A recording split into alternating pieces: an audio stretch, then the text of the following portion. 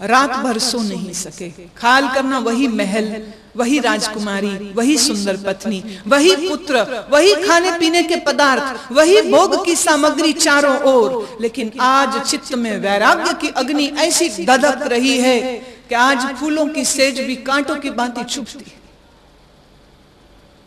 कुछ दिन बीते इसी सोच उदेड़बुन में, और फिर चित्त में ये ख्याल उठा कि मुझको खोजना है। सत्य है क्या? दुख है तो क्यों? दुख है तो इससे बाहर कैसे निकले? जन्म हुआ तो क्यों? मरण होता है तो क्यों? मरते हैं तो कहां जाते हैं? और अगर मौत आ ही जानी, कल आए कि आ जाए, सवाल इसका नहीं, सवाल इसका है कि इस मृत्यु की घात से क्या बचा भी जा सकता है? बुद्ध की इस कथा को मैं थोड़ा सा यहां विराम देती हूं और आपसे पूछती हूं, जीवन में बूढ़े आदमी आपने भी बहुत देखे, बीमार भी देखे, मुर्दे भी देखे हैं, महात्मा भी देखे हैं, पर तुम्हारे चित्त में ऐसी आग तो कभी नहीं लगी जैसी आग वैराग्य की लग गई सिद्धार्थ के मन में। और फिर एक रात निर्णय किया कि मुझको अब घर को त्यागना होगा, पत्नी त्यागनी होगी, और एक साधु होकर के खोज करनी होगी सत्य की। कहते हैं, शास्त्र ये कहता है कि बूढ़े, बीमार, साधु और उस मुर्दे के रूप में देवता ही आए थे। क्यों? देवताओं को ये सब करने की क्या जरूरत पड़ी? कहा इसलिए क्योंकि देवता जानते थे कि ये खोज कर रहा है, ये खोज कर रहा है, एक जन्म से नहीं, पता नहीं कितने जन्मों से, और अपनी इस खोज को अंतिम रूप देने के लिए ये इसका जन्म हुआ है। अब जितनी जल्दी इस खोज में ये दोबारा आ जाएगा, उतनी ही जल्दी जन का कल्याण हो जाएगा। ये वो वैज्ञानिक है जो रहस्य को बस खोलने ही वाला है। So to assist Siddhartha to come out of the householdership of a normal ordinary prince, देवताओं ने कहते ये रूप धरा, कारण कुछ भी रहा हो। और फिर कहते उस रात खबर शुद्धोधन को भी हो गई कि पुत्र तो कुछ और ही सोच रहा, क्योंकि ना नृत्य देखने आए, ना संगीत की सभा में आए, ना दूसरे दिनों की तरह अपने मित्रों के साथ खाने पीने, ऐश करने और मौज उड़ाने की उन सभाओं में जाए। शुद्धोधन ने उस रात पहरे और तेज कर दी और कहा, देखो कहीं ये घर छोड़ के भाग न जाए। उसका मन कांप गया, ये लक्षण तो उल्टे हो गए, सब कहानी ये तो गड़बड़ हो रही है, ये तो कुछ और होने लगा। कथा कहती है उस दिन फिर देवताओं ने अपनी लीला रची और पूरे का पूरा महल एक गहन निद्रा में चला गया, बेहोश हो गया। जग रहे हैं सिर्फ सिद्धार्थ। उठे, छन्ना को जगाया, कहा घोड़ा तैयार कर, लगाम काठी तैयार कर, मैं निकल रहा हूं।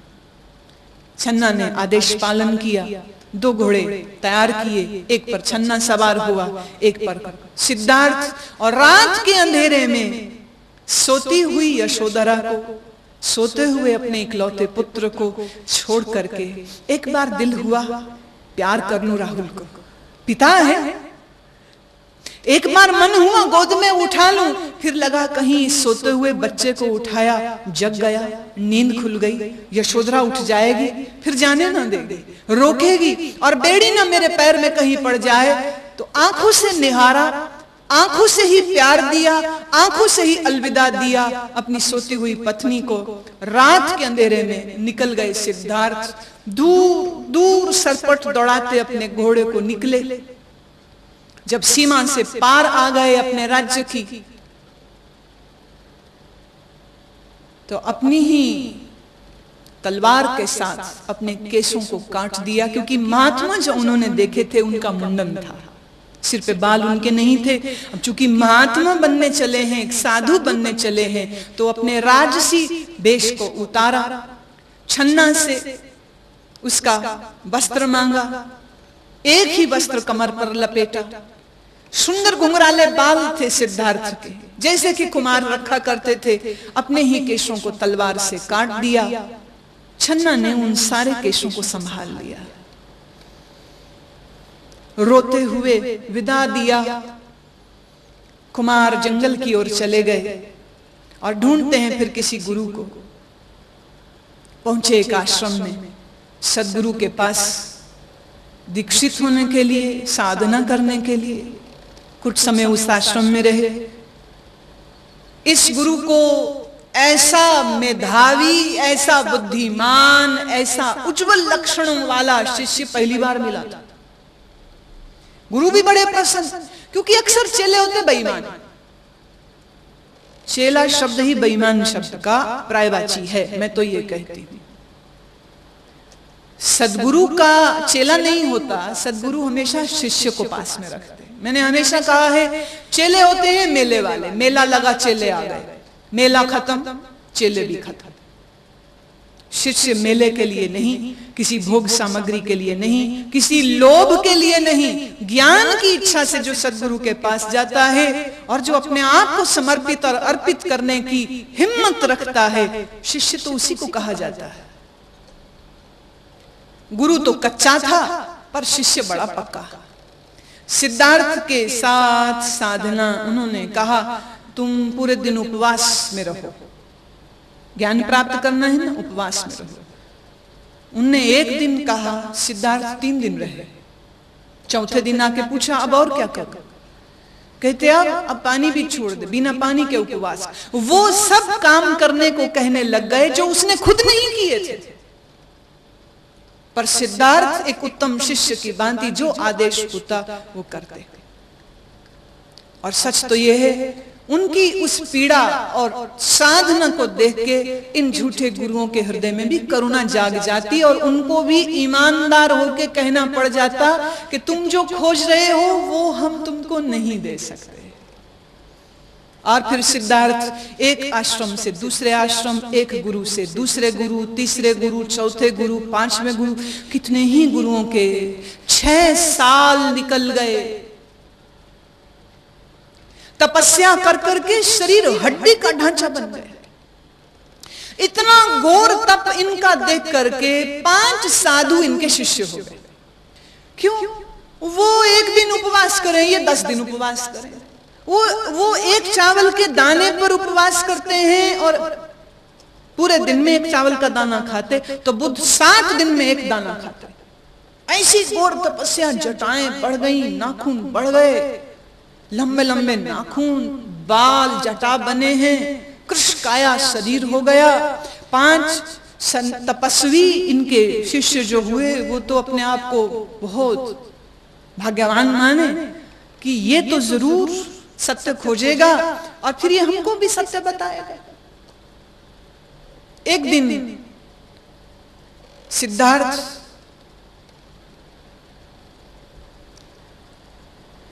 को एक नदी पार करनी थी। नदी क्या कहिए, गर्मी के दिन थे, सूखी पड़ी थी, घुटने से भी कम पानी होगा। पर शरीर इतना कमजोर कि इस नदी को पार करते करते बेहोश होकर के गिर गए। बामुश्किल होश आई तो शरीर को घसीट करके किनारे पर लाए और किनारे पर अचेत जब गिरे तो मन में फिर एक ज्ञान की किरण जागी कि शरीर को तप कर करके मैंने सुखा लिया और उस तपस्या के बलबूते पर तो ये छोटी सी मैं नदी पार नहीं कर सका, तो भवसागर पार कैसे करूंगा इस तप के माध्यम से।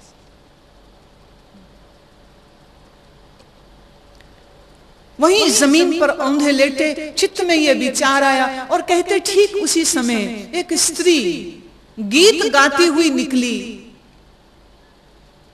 कि तानपुरे की तार को न इतना ज्यादा कसो कि टूट जाए और तार को न इतना ढीला कर दो कि उससे सुरभि न निकले। ये शब्द जब कान में आए तो संकल्प हुआ, दृढ़ हुआ कि शरीर को सुखाने से सत्य नहीं मिलता, तप कर करके शरीर को कृष्णकाय बना लेने से सत्य नहीं मिलता, न ही भोग भोगने से सत्य मिलता है। दोनों अतियां हैं, इन दोनों अतियों को छोड़ मुझे मध्य के मार्ग में चलना है। ज्ञान का सूत्र कहां से मिला?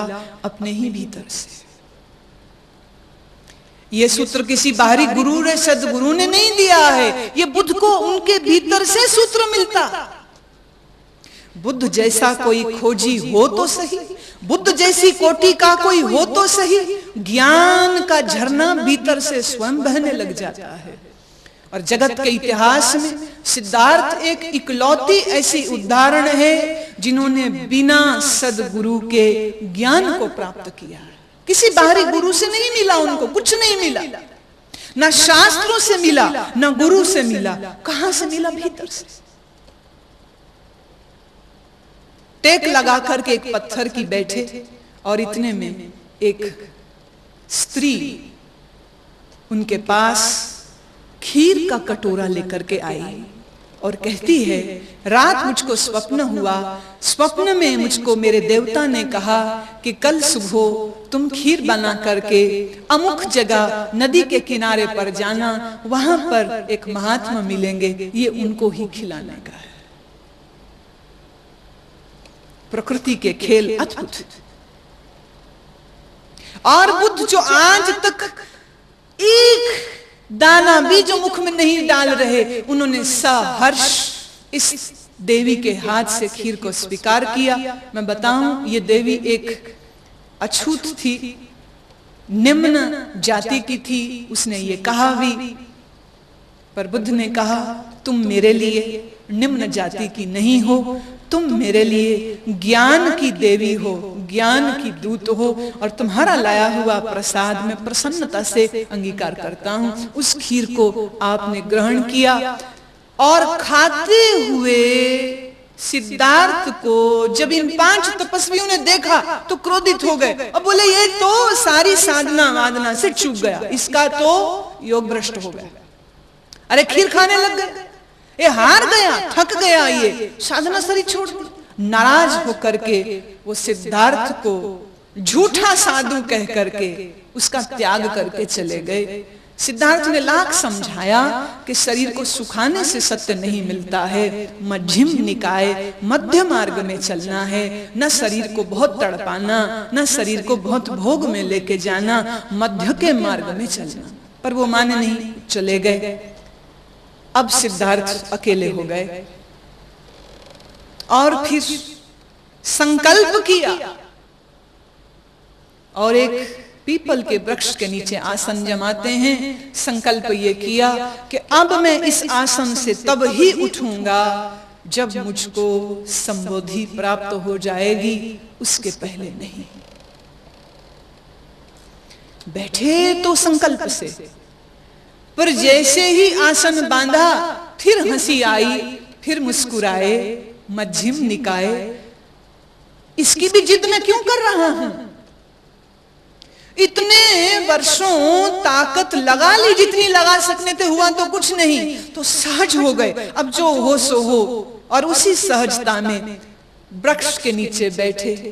दिन पूर्णमासी का था, चांद इधर आकाश में उदय हुआ और रात के इस अंधेरे में बुद्ध के भीतर भी संबोधि का चांद उदय हो गया।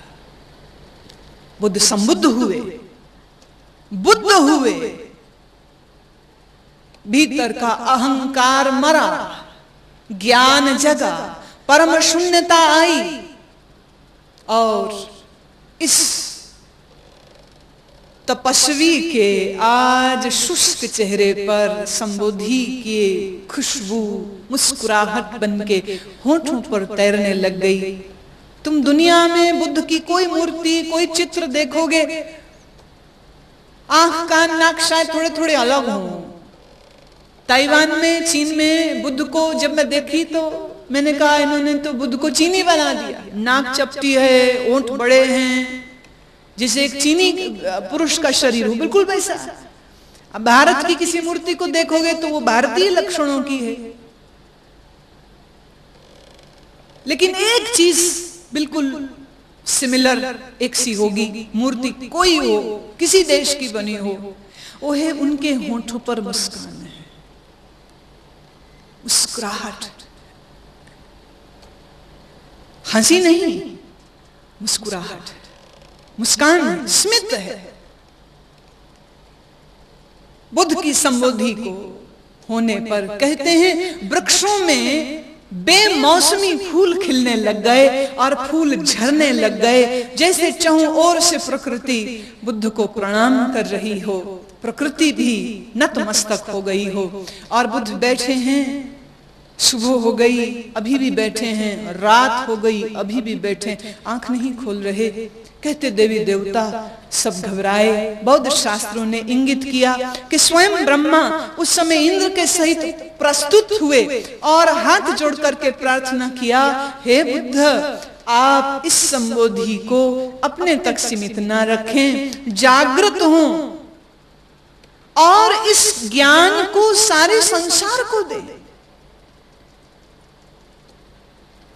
ब्रह्मा की गई इस प्रार्थना के उपरांत ही बुद्ध ने महाकरुणावश नेत्र खोले और कहा, वचन दिया, ये शरीर में जब तक श्वास है तब तक संसार के सभी खोजियों और साधकों को मैं इस पथ का, दम का, धर्म का उपदेश करूंगा। एक उपदेष्टा होकर के नहीं, एक मित्र होकर के।